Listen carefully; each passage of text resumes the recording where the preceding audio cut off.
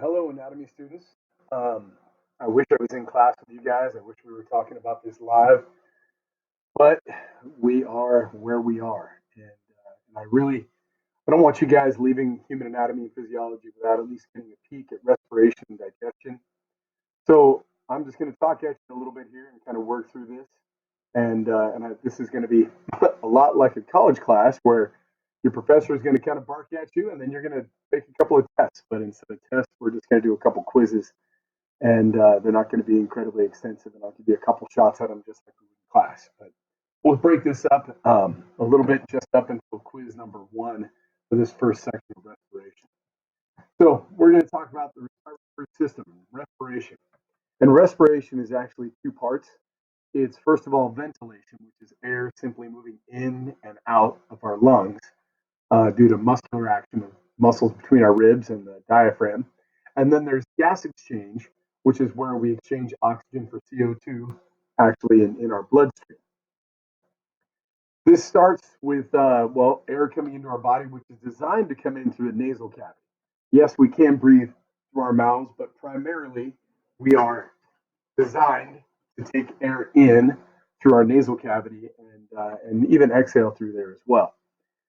So our nasal cavity is divided into two halves by our nasal septum. Some of you guys maybe have heard of that before. People with snoring issues, maybe you've heard of that deviated septum concept. But essentially, it's cartilage and bone that separates the two halves of our nasal cavities.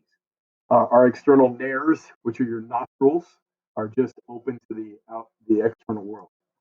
I like this slide. I know it's a little gross, but this is an actual picture cross section from a human cadaver, and you can see right there the nasal concha and all these folds divided into left and right sizes. We've got a sinus on either side, which is connected to our nasal and lacrimal duct, which is our ear duct, and that's constantly washing the internal part of our nasal cavity with mucus.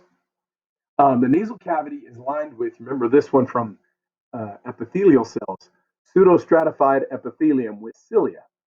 And that means on a microscopic level, when dust and dirt and particles move into our nasal cavity, it's caught in this cilia and it's transported.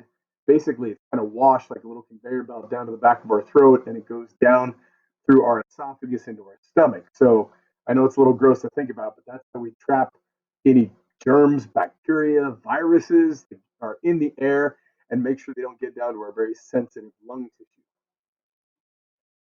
Right up here at the top of this section, this is where most of our olfactory senses are, our olfactory nerve, which is our sense of smell, that takes that directly to the brain. All right, we get past and we get to the back of the nose, mouth, and throat. In this area we call the pharynx. And the pharynx is divided into three parts: the nasopharynx, or the back of your nose, the oropharynx, which is the back of your mouth, and the laryngopharynx, which is kind of the opening to the larynx, which is where we have to decide, are we air going in or are we food going in? And we can see the three parts here. This picture, I'm going to tell you right now, I know we've seen it a couple of times, is picture number one on quiz number one. Now, I'm not going to have you identify everything here. Absolutely not. I'm going to have you identify the three parts of the nasal pharynx. I want you to know where those are. I want you to know the pathway, either the esophagus or the trachea.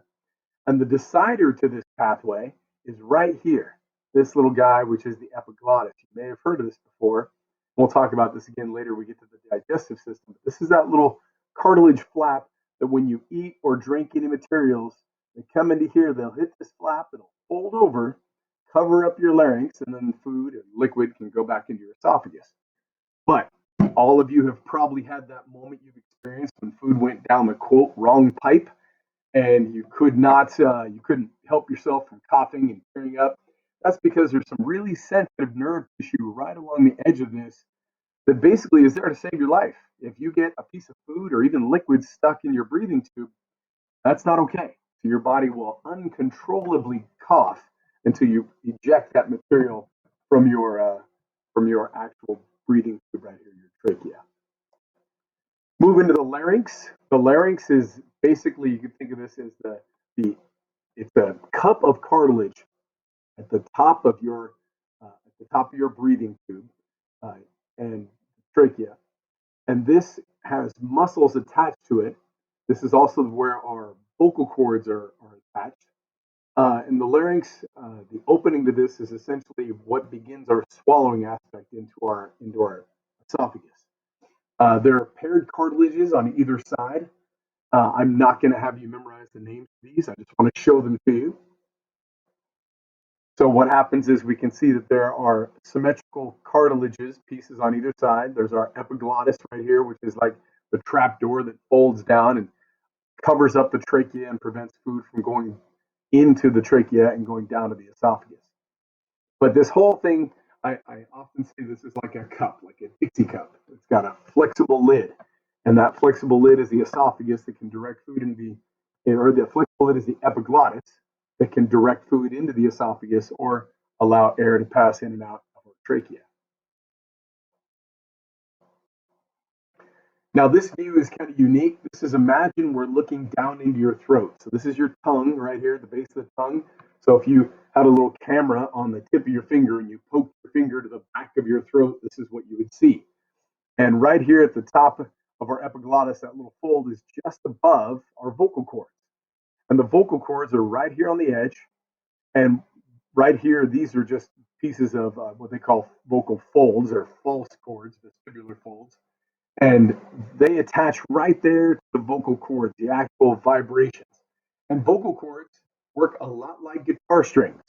So whole your whole trachea is kind of set up here. Your voice box, which is why people call it that, is set up like a guitar. So you have a hollow opening, and then on a guitar you have these strings, and when you pluck a string, it vibrates, and it vibrates the air, and it echoes in that chamber, and it sends out a sound. Well, these vocal cords right here vibrate just like guitar strings, and when our muscles tense them and they become very tight, then we make high pitched noises. And when our muscles relax and they're not very tense, they make low pitched noises. That air continues on down into the trachea, and then it branches off into this really simple cartoony picture. But the reason this is such a simple cartoony picture is because I just want to show that there is a right and left bronchi. So the first breakdown, the first passage from the trachea is into a bronchi, either on the right or left side. So the primary bronchi is the first branch. That branches into secondary bronchi and tertiary bronchi. And the tertiary bronchi branch out into tiny little bronchi we call bronchioles. And those branch out into what we call terminal bronchioles. Terminal because it's the end, just like at the airport, right? The terminal that you get on before you're in the plane and you leave the airport, it's the last place you're in. So we have terminal bronchioles right here. And those lead to these little air sacs where we actually do the gas exchange, which is what we call alveoli.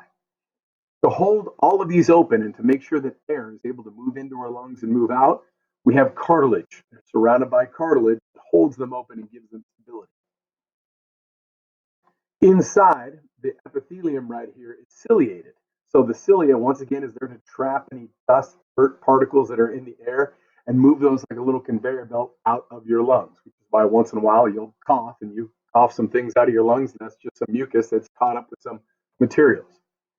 Down at the level of the smallest bronchioles, we have smooth muscle that controls the diameter of the bronchioles. And this is where asthma comes into play. When your body goes into some type of allergic reaction, these smooth muscles actually constrict, which is a little counterintuitive because you're thinking, I need to breathe to stay alive while you're constricting, but your body's trying to protect itself. Your body is actually trying to prevent whatever that material is, dust or pollen, that has triggered your body's reaction from getting down into your lungs. So the smooth muscle squeezes in an effort to protect you, but unfortunately, that can also lead to a lack of you being able to breathe. So it's a kind of an overreaction, basically, of your body. Here we are down. This is picture number 2 in your quiz. So make a note that, yes, I'm going to ask you to know that right here we have the larynx. It's not labeled on there, but that's the larynx, the trachea, primary, secondary, tertiary bronchi, which gets down to the terminal bronchioles, and then finally the air sacs here at the end. Now, the pleural cavity, we've talked about these cavities before. All right, the lining here. We've got the three layers: the parietal, the pleural, and the visceral. And the parietal and the visceral border the edge. And what's interesting about our lungs is the only thing holding our lungs open is adhesion. If you take a paper towel and you get it wet, if we were in class, I'd be doing that right now, and I'd stick it right up onto the whiteboard, and a wet paper towel will stick to a window really easily. That's why your lungs stick to the inside of your chest cavity. But you get that paper towel too wet, you pour a glass of water over it, and it's going to wash right off your window. Which is why if you get a buildup of fluid in your lungs, like in pneumonia, that buildup can break that adhesion layer and your lungs will collapse. The same thing happens if you get some air in between there. If you lift up that paper towel and blow behind it, you can blow it right off of the window even though it's wet. So if your lungs were pierced by something horrible, obviously we don't want things poking into our body, but you slip and fall on a pitchfork or something terrible like that, air could get into that cavity and that could also cause your lung collapse.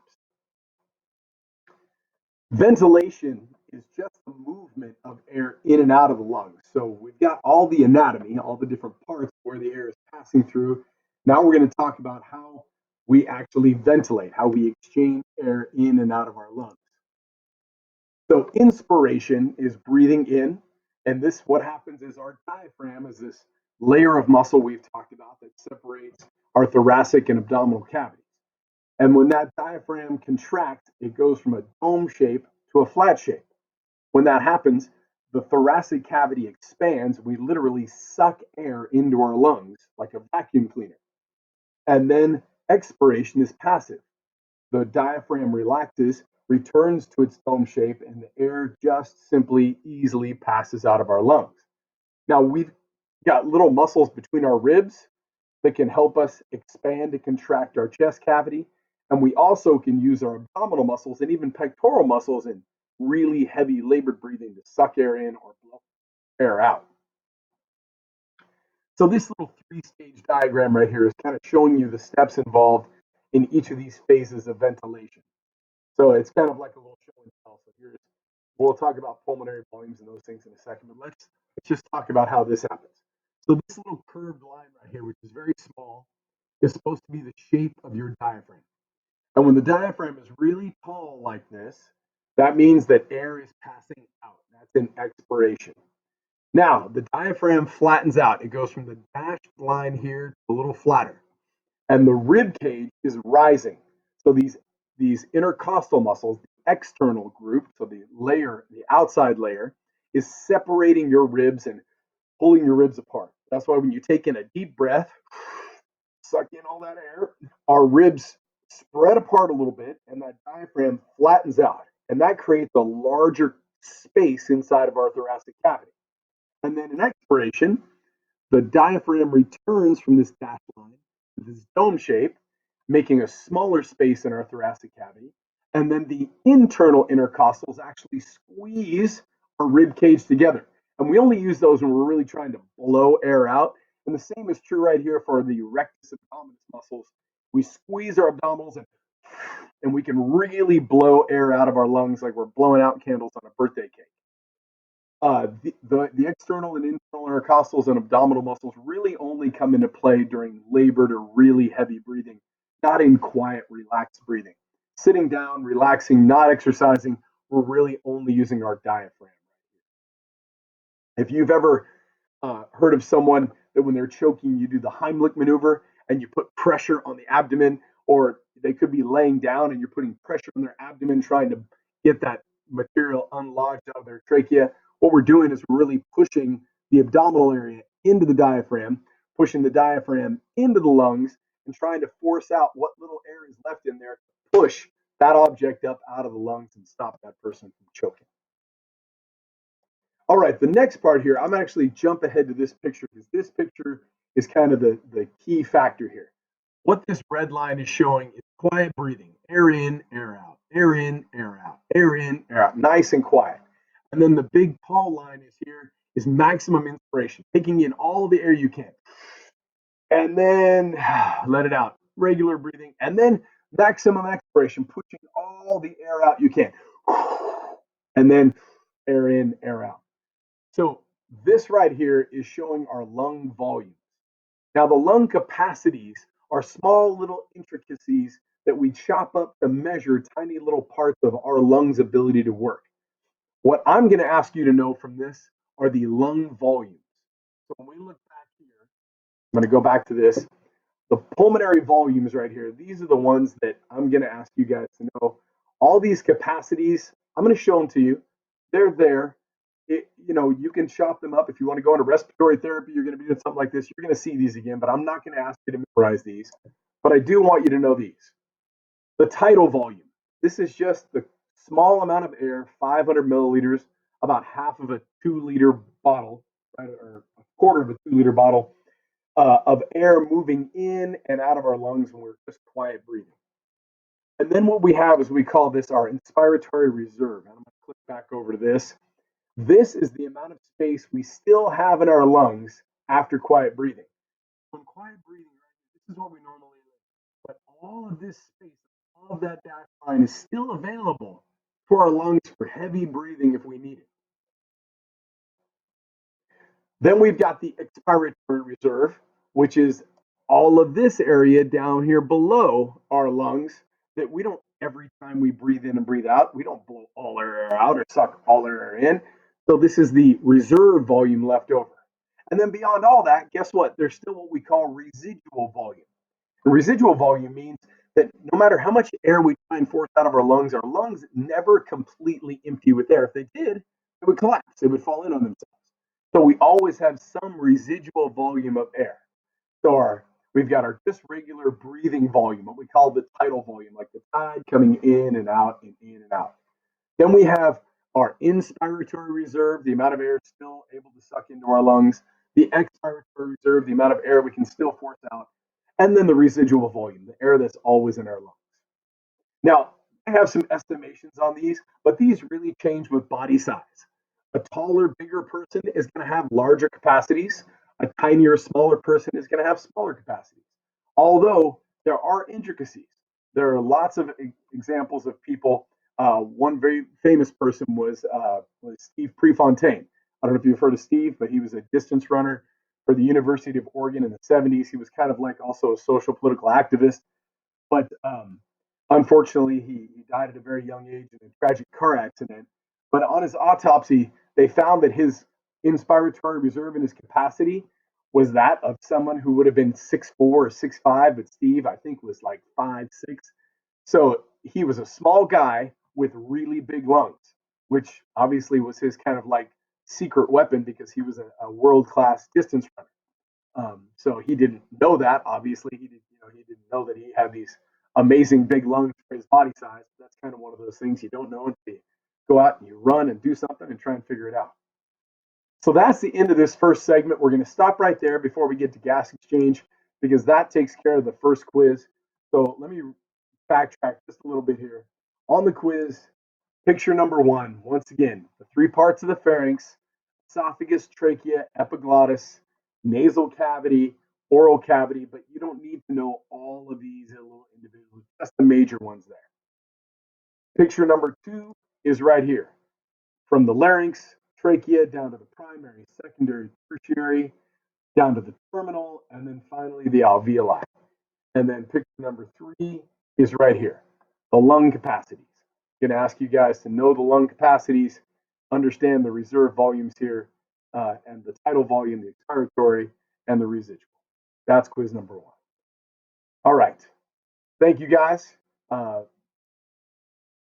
Quiz number one will be up on Schoology shortly, and then we'll have quiz number two.